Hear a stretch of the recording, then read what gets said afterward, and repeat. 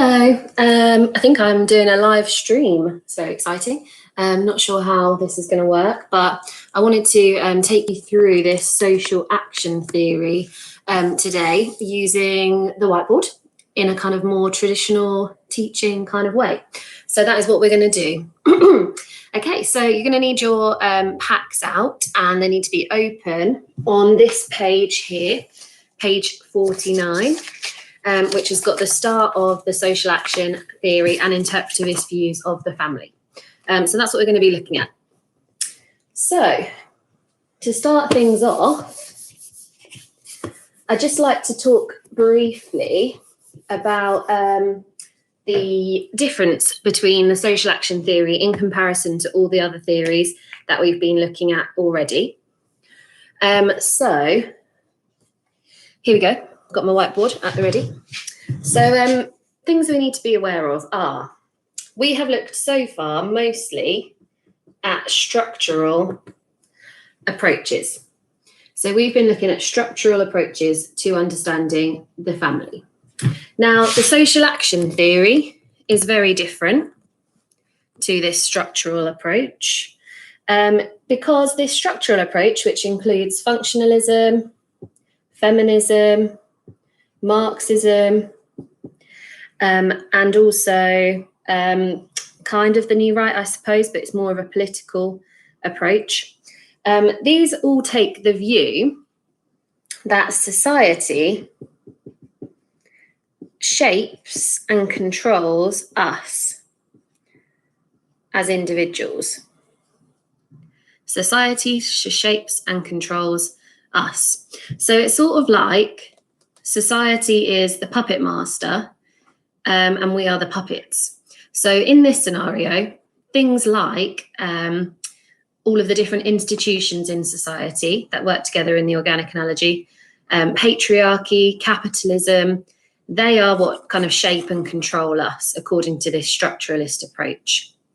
Okay, so the difference with the social action approach is that the social action theorists would argue instead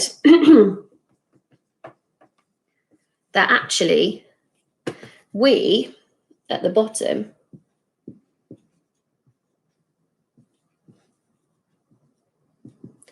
shape and control society. So rather than being controlled, we actually are in control. So they would argue that we have free will. So we have free will to make choices about our behaviour.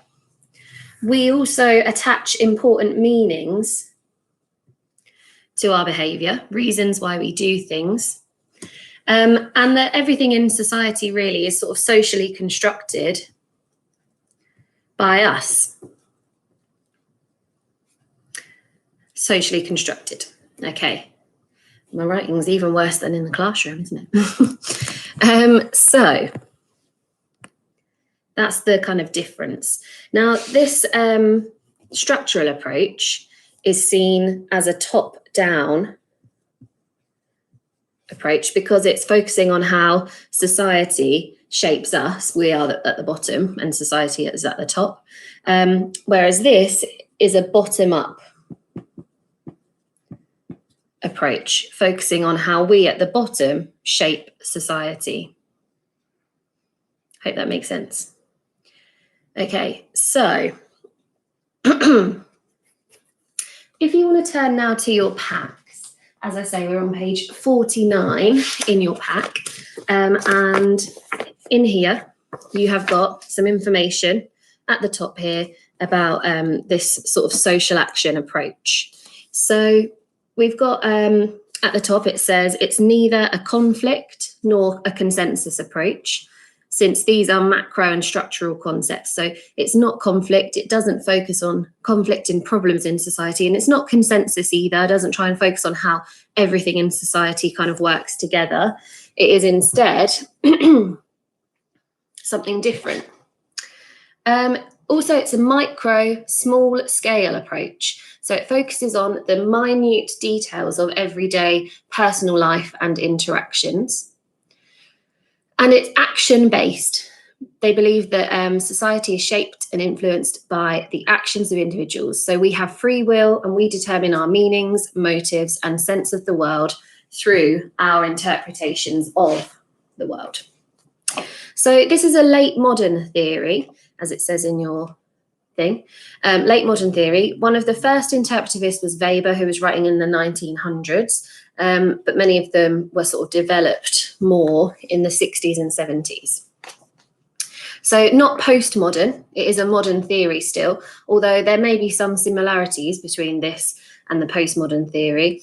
This is not a postmodern theory, this is a modern theory, but it was quite near the end of the modern era. Okay, social action theory then regards society as socially constructed. So we construct things as individuals.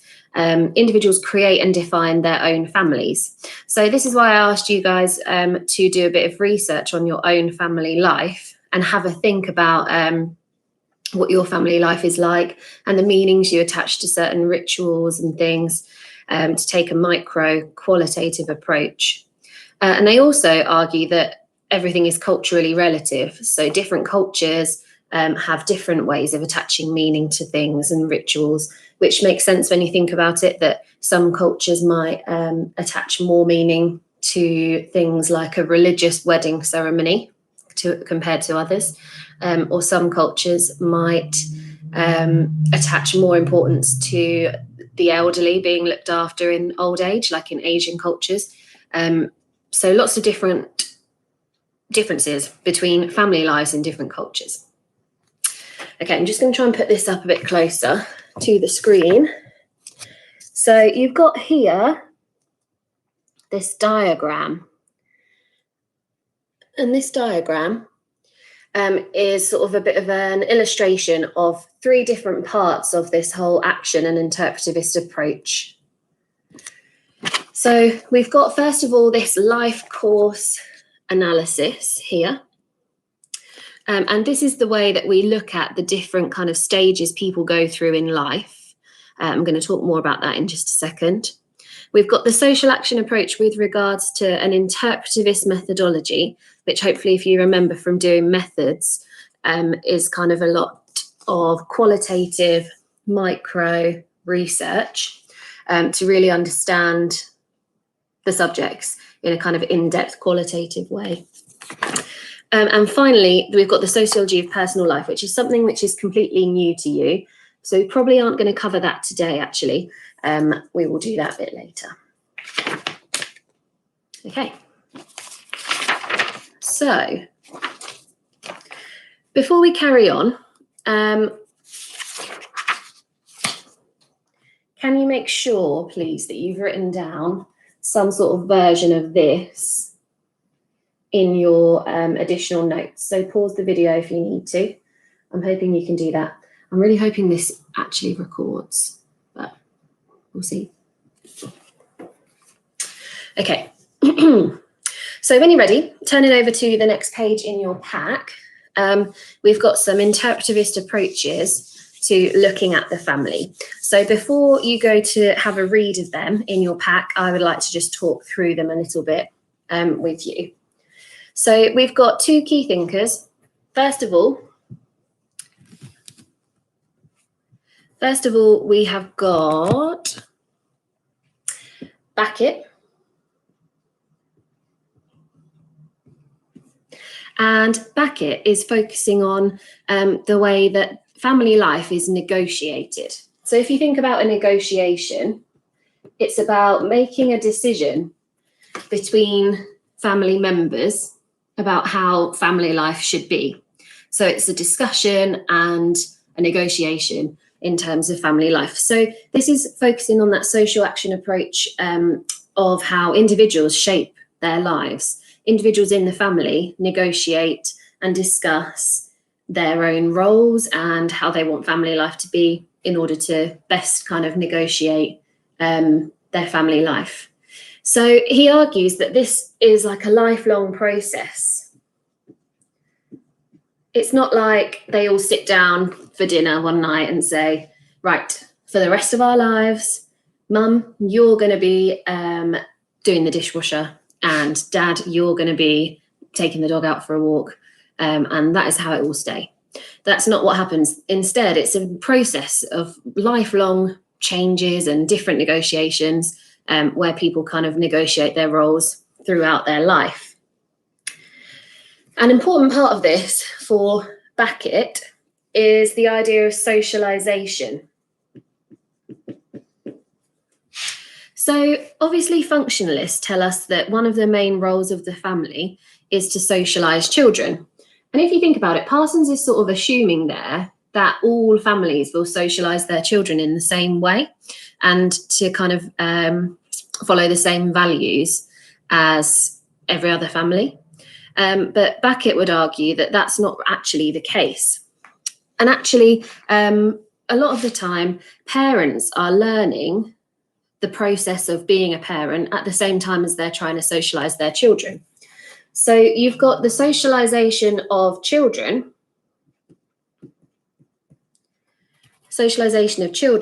but at the same time, the adults as parents are learning as well. So therefore, everyone's experience of the family life will be different, and different parents will do things differently, and different parents will learn from their own parents or from their friends, from their sisters and brothers, and so on. So there's kind of like a series of socialization phases happening, whereby children are being socialized, but parents are as well. They're also learning how to be parents. And he even says that parenting is actually a bit of a process of trial and error, which is an interesting thing to think about, because you probably think when you're a child, at least, maybe not when you're your age, that like your parents are adults and they've got it all together. But when you get to my age and you are an adult who could actually have children, who's got friends who've got children, you realise that really nobody knows what they're doing, and they're learning too. Parents are learning too. It's this two-way socialisation process. So that is Beckett's idea. So what I'd like to do now is have a look in your pack, please, because you've got a gap fill activity here. But I'm just going to read it and help you to fill it in. Okay, so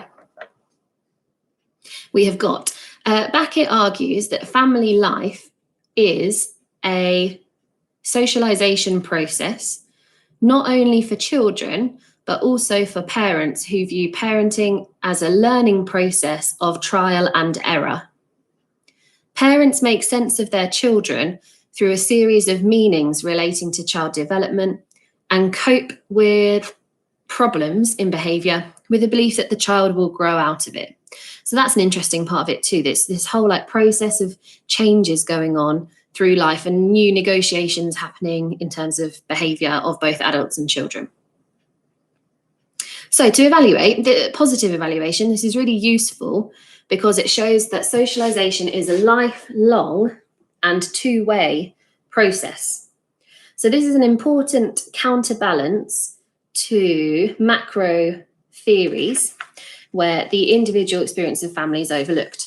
So it's really focusing on how the adults and the children each have different experiences of family life as individuals, and that they kind of negotiate their own experiences over time. But it's not useful because it doesn't really help us explain, this is Beckett's theory in particular, issues like power relationships between parents and their children and where they come from, such as, and in bracket, this is a bit in brackets, such as age patriarchy. So it doesn't really kind of help us explain where those things come from. And it's worth making an annotation there that like Marxists would think that that kind of age patriarchy comes from capitalism and wanting to prepare children to be obedient workers who obey their bosses when they're older. So parents control children to get them ready for that. Feminists would argue that it comes from like patriarchy and particularly preparing young girls to be kind of subordinate to men, that kind of thing.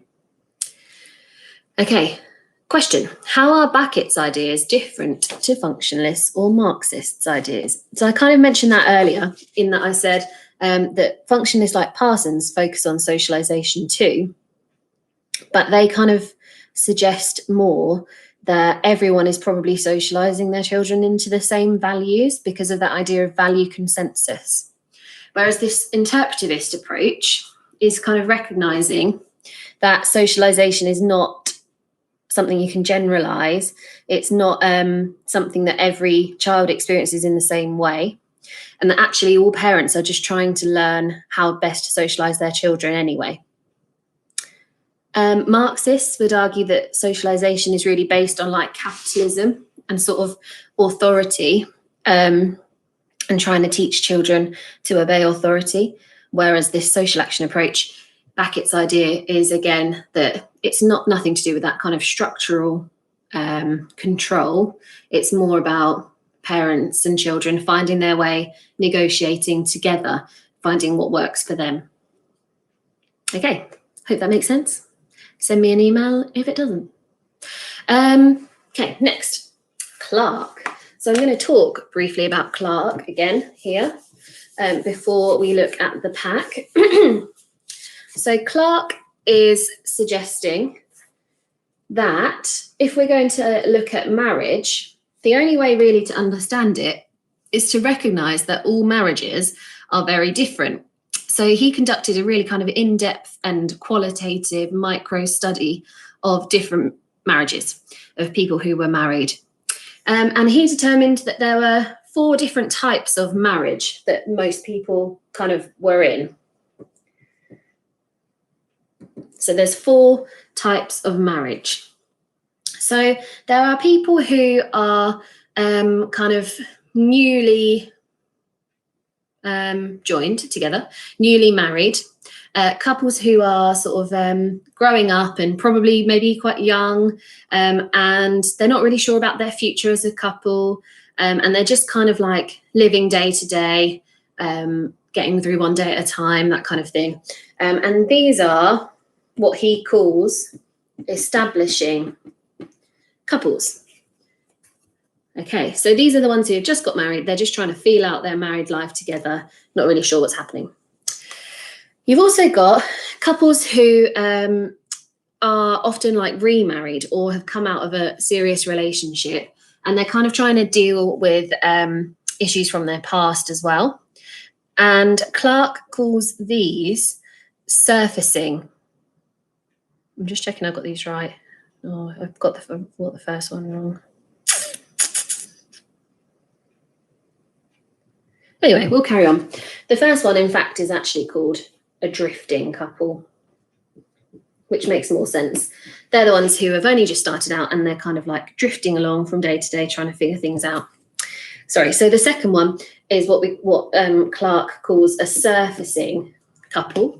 So they're just resurfacing from problems in their previous relationships, previous marriages, and therefore they are surfacing. It's kind of as if they've been underwater drowning and they're just resurfacing to try and kind of make another go of life, if that makes sense. So this might be like step families and people who've remarried. You've then got, this is the establishing couple. These are still ones who've just started out. But rather than the drifters who are kind of like drifting from day to day, not really sure what's happening, they are consciously planning their future together, and they're maybe saving money to try and think about their future. They might be thinking about, I don't know, like buying a home and having children. And so they know what's happening in their life, but they're just starting to establish themselves as a couple. And then the last one is what Clarke calls struggling families. So these are families who are experiencing problems, maybe financial and conflict within the family, and they feel quite sort of pessimistic about the future, hence why they're called struggling.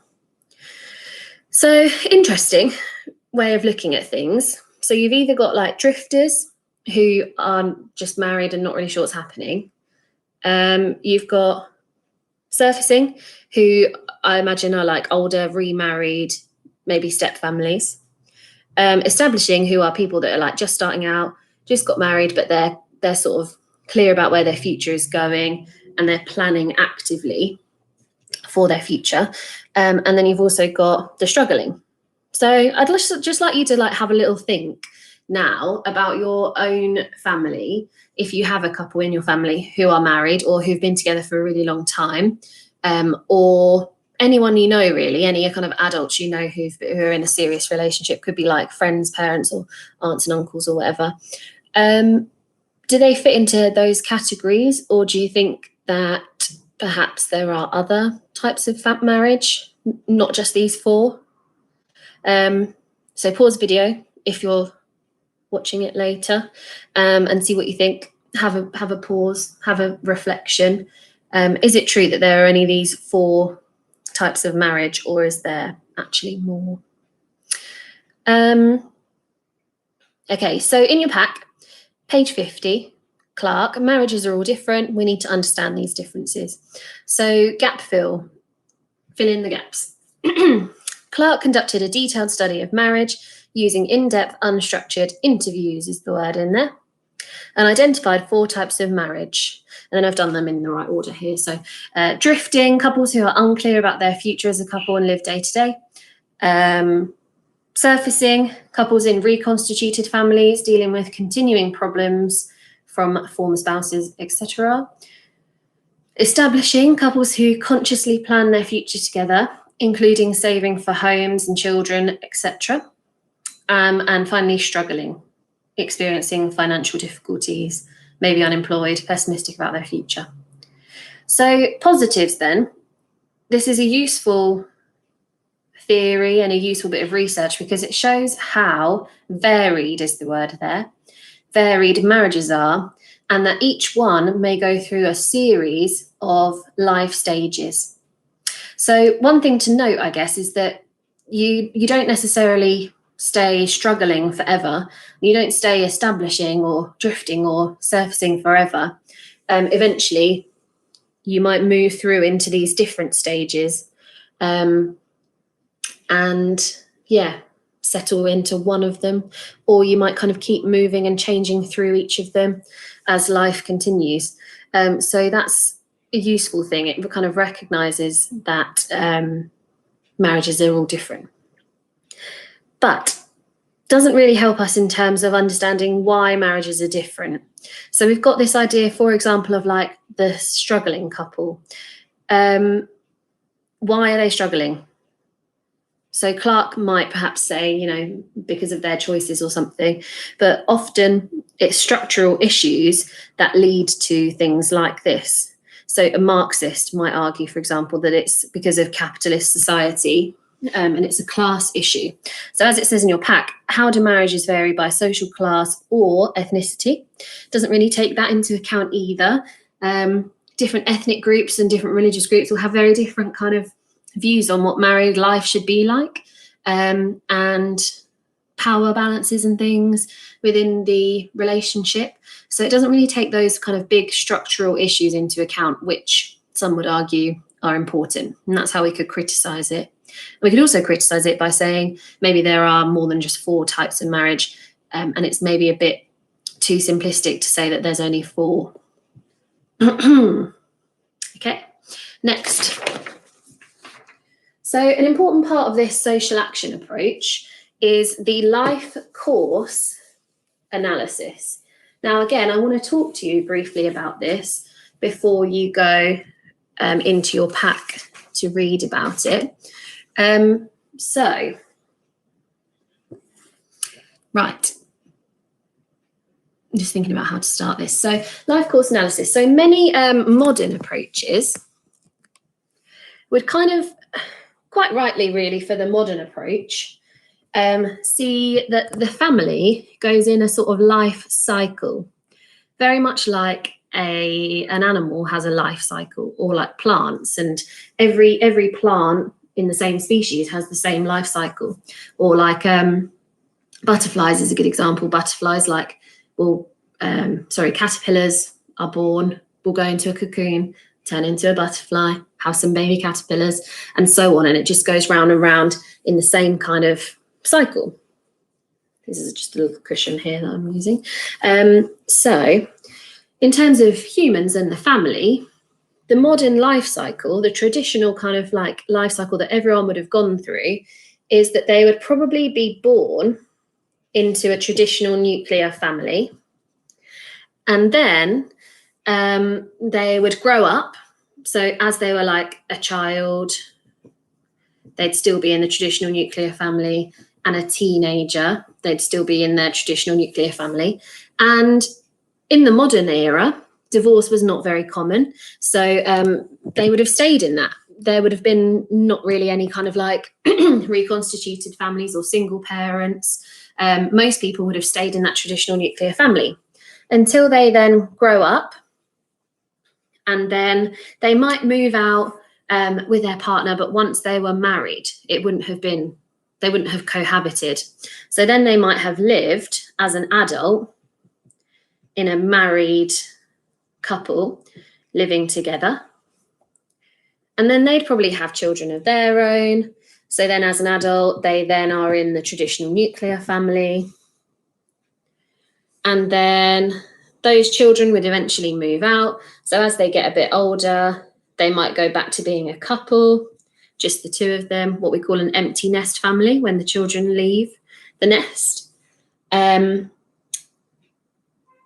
most people would end up in this life cycle.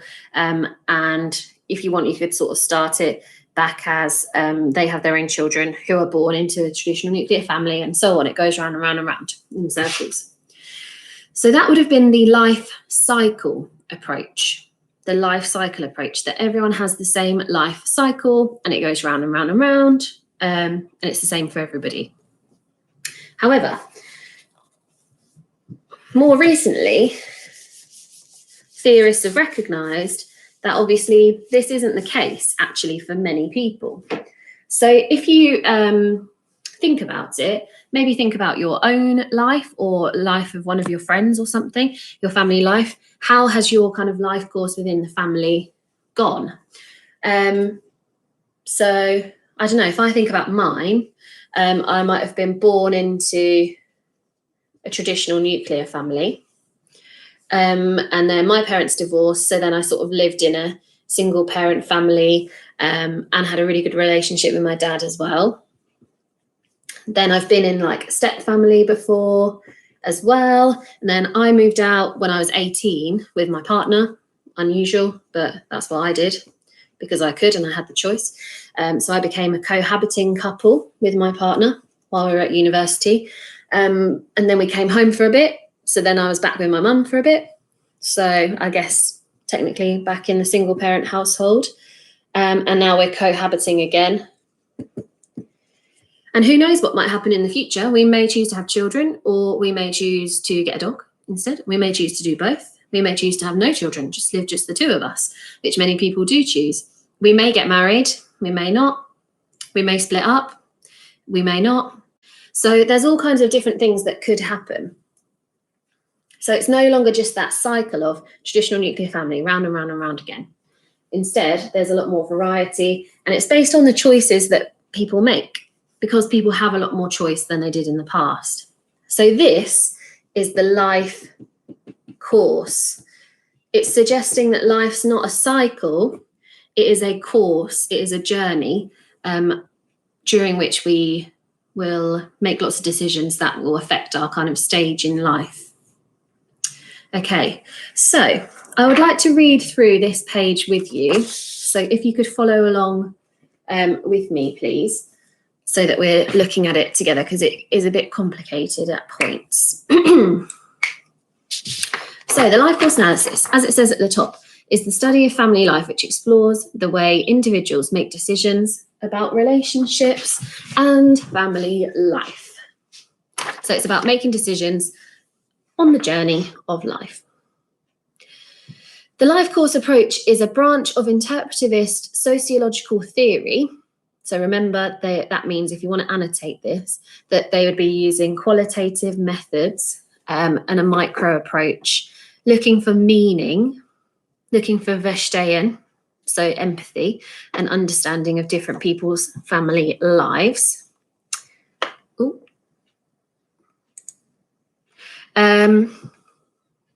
Sorry, I just did something to the screen. It is concerned with explaining how and when events such as leaving the parental home, starting or dissolving a relationship, having a child, migration, job entry and exit, and retirement are all experienced. The life course analysis entails the collection of life course data with the analysis of the timing of events. When do they happen? In what order they're sequencing? And also exploring how many different events happen. So the chances are that it's going to be lots of different events, not just traditional nuclear family. What's that? Okay. So Tamara Haraven, not sure, Haraven, something, develops the idea that there is flexibility and variation in people's life choices. Life course analysis focuses on the meanings people give to their life events and choices. So again, focusing on this idea of life as a course and a journey, not just a cycle that's repeated. One way to study family life is to divide up a family in terms of a number of stages that a normal family would be expected to pass through. So that would be the life cycle approach. But the difference with the life course approach is that it's much more focused on the individual and the experiences they have rather than the family as a unit. And I'd like you to annotate here as well that it's also not about the normal stages that people are expected to go through, because there is no normal according to the life course analysis approach. There is no normal cycle like there would be in the life cycle approach. You've got some questions to answer. So when you're ready, you can pause the video and answer those questions to the best of your ability and email me if you have any questions about the questions. 5 things you need to do. Explain in your own words what life course analysis is. How is it different to the other modern theories? And if you want to just quickly make a note, and the life cycle. What's the difference between the life cycle approach and the life course analysis approach? What sort of data would this approach to family life produce? So think about quantitative or qualitative, primary or secondary, valid, reliable. They're not the same thing, remember. What are the problems with asking individuals to remember and reflect on individual family-related decisions? So methodologically speaking, what are the problems with asking them to do that? I think practical, ethical, and theoretical. Is it practical to ask individual family members to try and remember and reflect on their whole life? Is it ethical in some cases? And theoretically, are they going to necessarily give you the truth, either intentionally or not? They might just not remember.